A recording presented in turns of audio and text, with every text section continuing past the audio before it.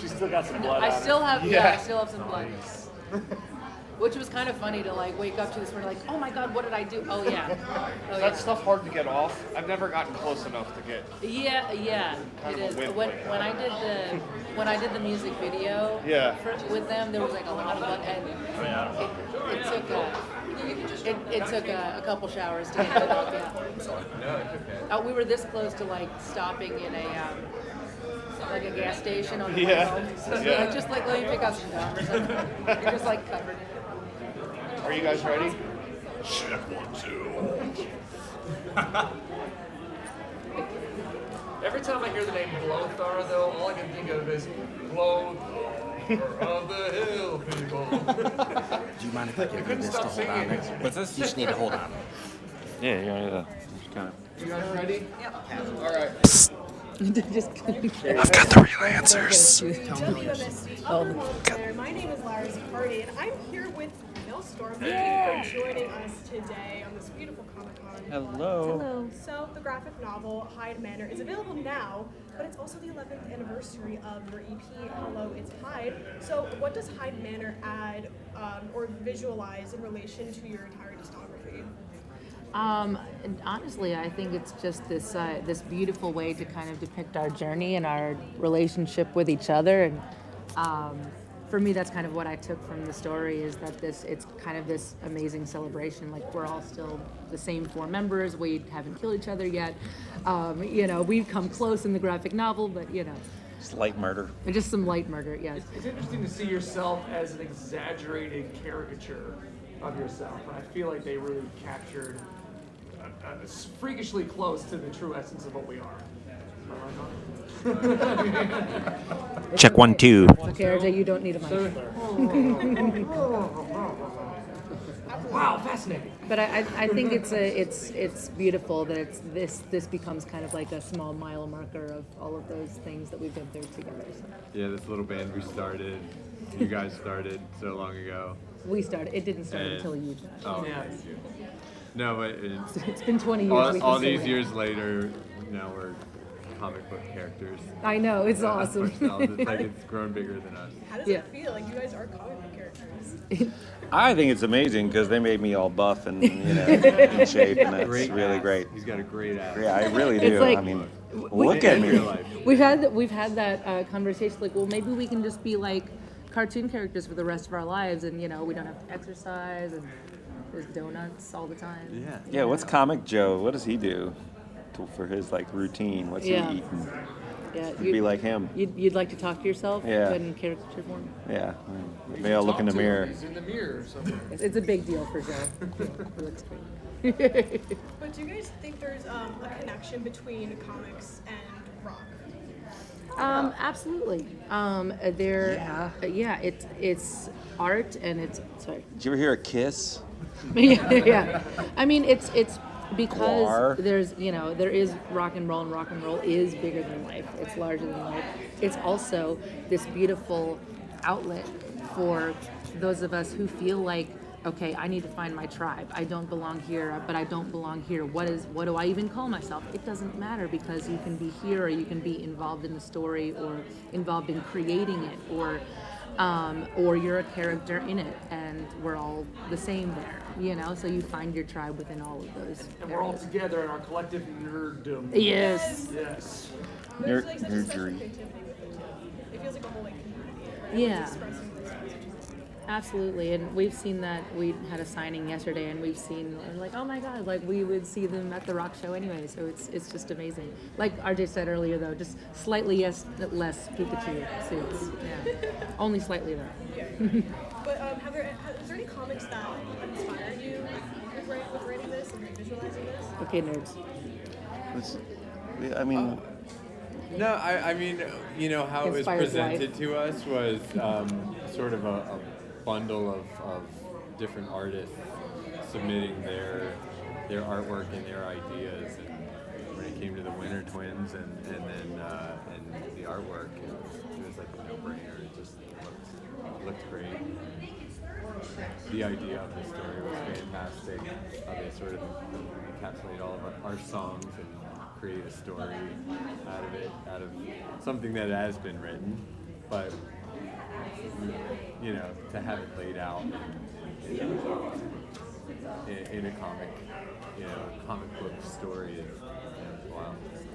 I'm curious if some of the inspiration might have been a little bit Ninja Turtle-y. It could be a little Ninja When I'm Turtle. reading it, I'm like, Well, I that's kind what of I feel was like trying we're to all like think of. Ninja Turtle characters here, you know? I feel like there's a lot of like even just subconsciously that influence kind of seeped its way in, I'm sure, because when we were trying to decide like, okay, which goes with what character and how do we see ourselves versus how does somebody else see you? Michelangelo, Raphael, Yeah, I'm definitely Donatello, Raphael. Leonardo. Did we just figure this out? Yeah, As a definitely. fan? Okay. Is there pizza? Always. Always. I have not been surprised if they had me on the phone like, hey, large cheese with anchovies. You know. Absolutely. But you also worked with Brittany and Brennan. How did you go about finding them, and what was it like collaborating with them?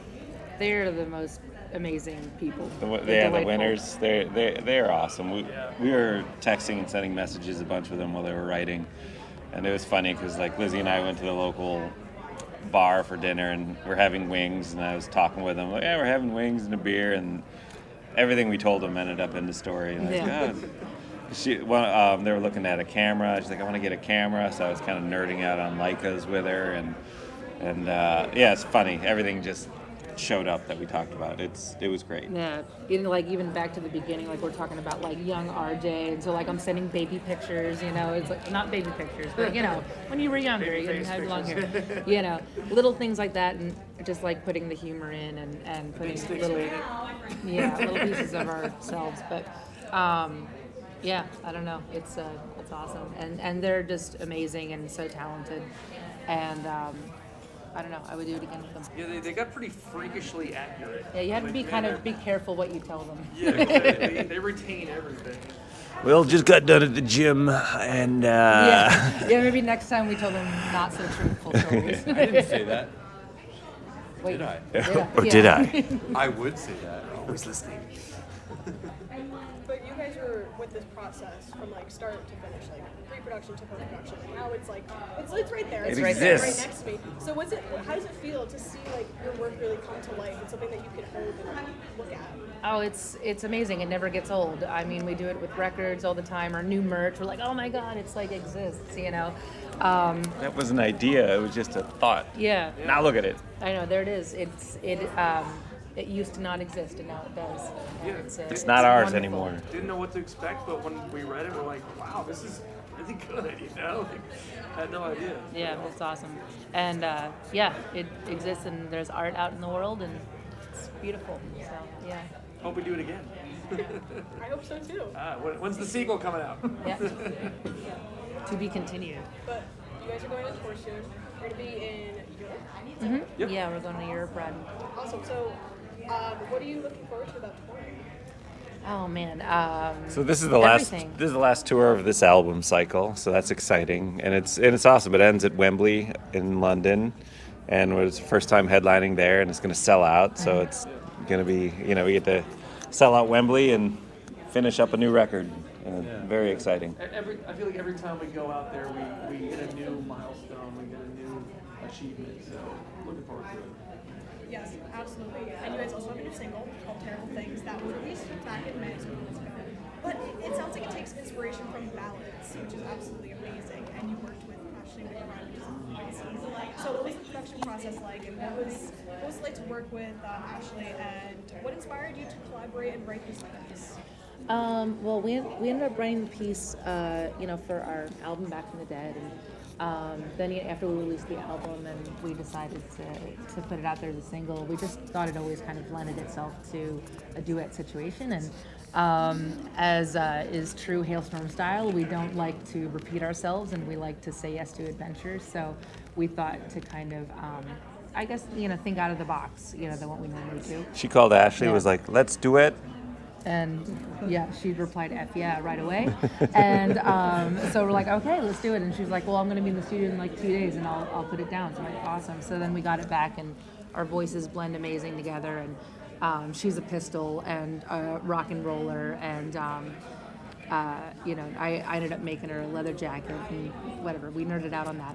And yeah, she's just an amazing person, and we loved working with her. And I mean, this song is definitely one of our more important ones, and talking, like what you said, kind of about that balance of dark and light, and trying to keep our faith in humanity despite all the craziness. But yeah, And Dewey Cox wasn't available. Dewey Cox was not available for that too.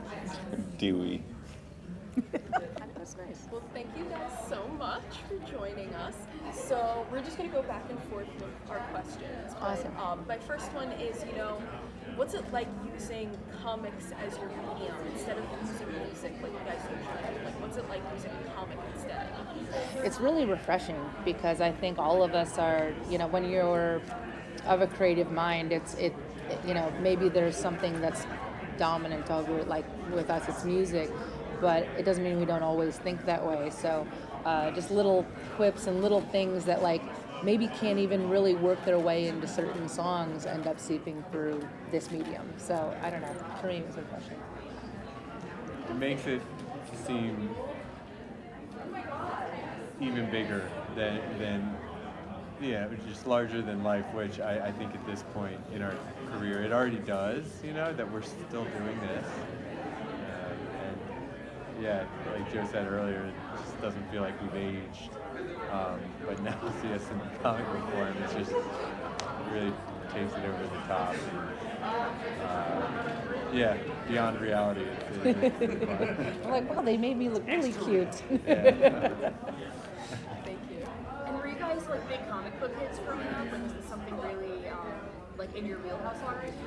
You guys were, right? I was like I got way in. I grew up in Wisconsin, so I got way like milk, bread and butter, like Batman and X-Men, and at one point it was just whatever I could get my hands on and find. It was a small town, so not much came through, but Batman and the Nightfall series I was obsessed with, and then all these this whole X-Men thing went on, and I don't know. Yeah, it was kind of fell out of it for a bit, but this is awesome being here, and like, oh yeah, that's why I loved all that. Yeah, I was a big comic book fan, especially like the Superman stuff, and then when he died, and then Superman returns. And I have the one where he dies. Yeah, and you weren't supposed to open it. It was in like white plastic, but I was like, I want to read it. I just got opened it and read it. I just got all my comics back from my parents. They had them all in the box, all my old ones, and I was kind of going there. I was like, oh man, yeah, it's a trip. When you see the things you grew up reading, and super nostalgic. It's neat. I'll have to ask my folks. Thank you. Now, you guys that wouldn't say as much comic books though, what was kind of your inspiration for it? Even story-wise, what's the inspiration?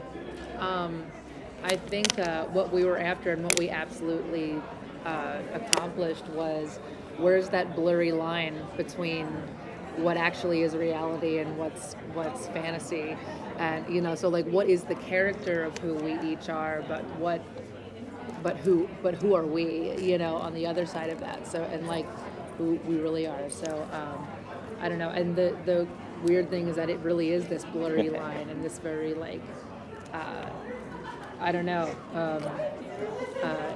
you don't know from day to day which person you are almost, so depicting that reality, but also having fun with ourselves and like our humor, and there's no four people on this earth that have done anything like what we've done together, and so really kind of depicting that as well. Did you guys ever have an idea to do a comic book or a book of any sorts before, or was this just something completely out of the blue that I feel like we've talked about it for years. We've talked about it, and we finally, when we've known Josh for years at V2 here, and he brought it up, and we're like, hell yes. We've been wanting to do something like this, like check out our videos, and like we were saying, they introduced us to the Winter Twins, and they're just the best, and we hit it off with them. So it was a natural progression, I think. Now, I'll do more questions, but as the last question for me, just in general, have you been to New York Comic Con before? before? If not, what's it like, and would you be back there? This is our first time. First Comic-Con at all. Yep. And we've just kind of been drug around so far, so we haven't had a chance to go wander yet, but everyone's been super friendly and really cute, and it's just neat. It's a lovely community. I know. We've just been in love with it. It's like, and I'm also I crack up because this is the only event that we've actually ever been to, like including the Grammys and all of that, where RJ fits in just perfectly. He like blends in the crowd. I'm actually the normal one. Yeah, yeah, exactly. Because we're like, you know, it's like, Jesus, all I brought was black. I really should have. And then RJ just steps out. He's like, I'm ready. Yeah. He's in casual Comic-Con attire. So. CCCA. For my last question, I know you guys are going on tour soon. What's your favorite thing about this? Everything. Favorite thing about tour? Yeah, well, the show, always. That's like the best 90 minutes to 2 hours of any day. But really, it's like the routine. You wake up in a new town every day and go find some coffee or wander around and check it out and meet all these different people. And yeah, and we get to speak the language that only we know on stage. You know, our version of music, and that's my favorite thing in the world. Also, really good food, good culture together. Yeah, it's fun to immerse yourself in a different world every day, and just step off the bus and then you just try and blend in, I guess, but just try and take it all in, really. And yeah, it's really fun. Every day is different and fun in its own way. You get to do what you love with the people that you love. Perfectly said. Huge fan. Saw you at Louder Than Life last year up in the Rockville Pier 6 in Baltimore. Oh, wow. Representing WTF Nation Radio, which is a military and veteran radio station. Oh, awesome. Community is hugely into you. So when you're deployed or whether you're working stateside, music literally helps fuel you. And when you get a down moment or you need some energy, Halestorm is definitely one of those bands where folks are coming to listen to you. And it's always awesome. So just fantastic performances. Absolutely love the energy that you bring. RJ, I got to call you out for the mega drumsticks. It's really phenomenal part of the show. And I think it really shows your personality. What was I the... know we need bigger ones. that would be... I mean, we can't not do it. It's a running gag. You know, I know, but it's like, you know, now you're an adult, and you know, we need bigger ones. Or one big one. I can say, just on your last point, we've done a few USO shows, and we know firsthand the level of appreciation that we feel from the servicemen and women that we perform for. So, in our eyes, y'all are the true rock stars here. So. Well, but, you know, thank you so much for that. The question I had in learning more about the graphic novel was, what was the concept? Did you guys have any involvement for the doppelgangers, where you're kind of seeing, you know, these more ominous, you know, evil versions of yourself? Is that something that came from you all, or that you have co-developed with the creators? Yeah, I mean, we had gone back and forth with the Winter Twins on multiple levels, you know, including a lot of truths and a lot of, you know, like I was saying before, you kind of got to be careful what you do tell them, because it turns into the graphic novel. You know, we started with like looking at our song catalog and Mz Hyde and the duality story, you know, and the girls were so great about kind of bringing that to life and talking with us and getting details out, you know, and they're just so talented. They made a beautiful story out of it. It's kind of freakishly accurate too, because I feel like all of us have multi-personality chaos going on in here all the time. I guess that's kind of what made us drawn to each other to make music together. So it's pretty freakishly realistic how they depicted it. So. Well, it looks amazing. Really excited to dig into it when I get my hands on a full copy of it. Anything in particular you want to say to our veteran and military community? Drop a give me 20. Hey. Yeah, no, I mean, honestly, thank you for allowing us to be a part of your lives. And thank you for your sacrifice, and thank you for everything that you do for us. Give us the freedom to do what we love to do. We love you, and we really appreciate this. Thank you so much for answering our questions. Yeah, thank you. Okay, I don't have to introduce myself. You all know me. Hi, Jeff. Oh, he said it. Lizzie and RJ, I want to start out with you both because I know you two the longest. I know it's nice to see you not on a Zoom screen in person. Right, exactly.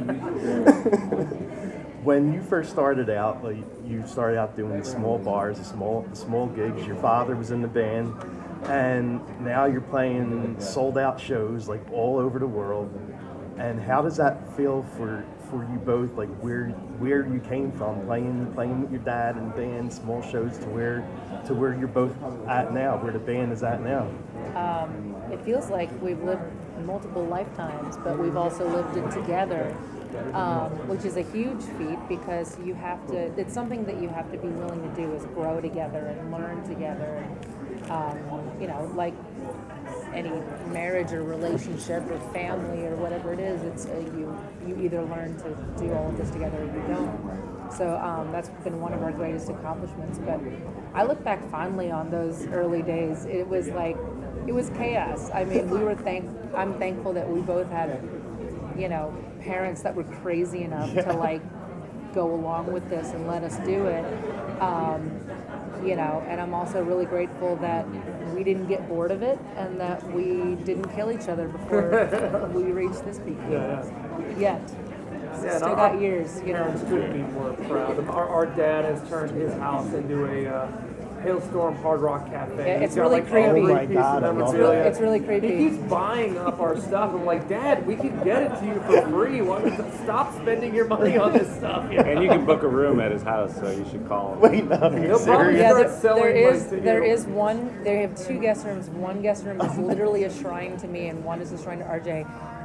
And it's really creepy. Which one? Really creepy. Which one did you stay in when you stayed at Dad's house? I stayed in my room, of course. Okay, it would be based on the Minty picture from the machine shop. Yeah. They colored the walls to match the picture. Yeah. Pretty crazy. Yeah. So all in. I'm glad that they were crazy enough to let us do it. I'm glad that they, that they're proud that we're still out here doing it. So. Oh, that's great. I mean, I remember going to the shows and your mom and dad were always there, every single show. Like they never. Well, I mean, your dad had to. He was in the band. Like your mother was also there, selling the merch and all that. It's really interesting. Yeah. I've had a recent conversation with mom and dad because they never really let on that they were actually terrified, and they've only recently told us, oh no, we were scared shitless. And it was first of all, it's our two kids, our only two kids, and they're gonna do this, and there's no guarantee, there's gonna be a lot of disappointment, and they never let on that. They're just yeah, sure, we'll help you. And so, but then my parents both have said in separate ways, they're but we also saw that you two were gonna do it anyway, so we might as well support you and be there. So I mean, we credit them with the allowance to do it, but also they kept us out of trouble. Yeah. We don't have drug problems. There's no, weirdness. Well, no, you know what I'm saying. You know what I'm saying. But we keep trying. We really tried. That's a problem. She went from having her daddy in the band to her zaddy in the band. See that disappointment? That's good disappointment. Josh is our resident's actual zaddy. Okay. Because we only want kids. So. You guys have another minute or so. Sure. Okay. No, anyway, back to the important topic. What is it, distinguished older? But family is the basis of everything, and that's one of the things we emphasize in the military. I mean, honestly, you can't deploy if you don't have somebody at home taking care of them. Yeah. So that when you deploy, you can think of it. It's the same thing when you're on tour. Mm-hmm. I mean, that's your rock and roll deployment in a sense, where you're out there. You have to be able to focus. You have to be able to bring the best. You want to give it a phenomenal show, which you always do. But it's amazing that you have your family, you have each other, and you're able to provide that support to each other, which is also what's powered you through decades now to be where you're at. So, I mean, kudos to you, and congratulations. Well, thank you, and I think that's a beautiful point because they both fuel each other.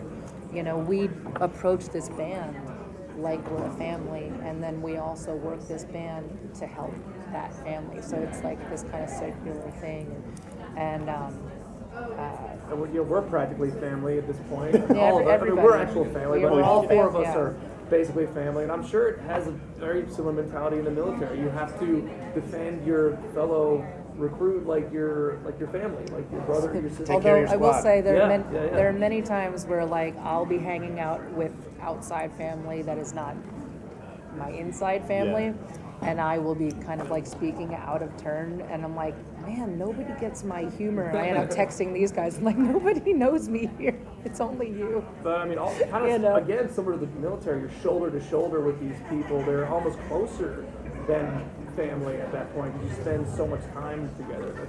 It's our chosen family. Yeah. Sure, but absolutely, and you're in each other. I mean, that creative process that you all share together even makes you more intertwined. Oh yeah. Because it's just, I mean, to be able to go where you're at, to create, and then even to put out that stage presence that you do, it's just absolutely phenomenal. So thank you for sharing that with the world. Oh, thank you. And since it's Halloween month, Lizzie, you're born in this month, and I know you're a huge horror fan, and I know you guys are too. So, are there any horror films that you like to watch during Halloween season?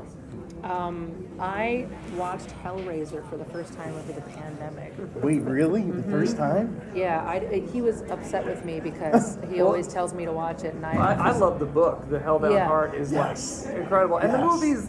It looks pretty dated. But he it's was still right awesome, because I read the book because you got me the book. I got you so the book. I read Yeah, the book, it's and the book really is good. phenomenal. Yeah. And then I watched the movie, and the problem is that it ruined it for me because I wish I had watched the movie and then read the book.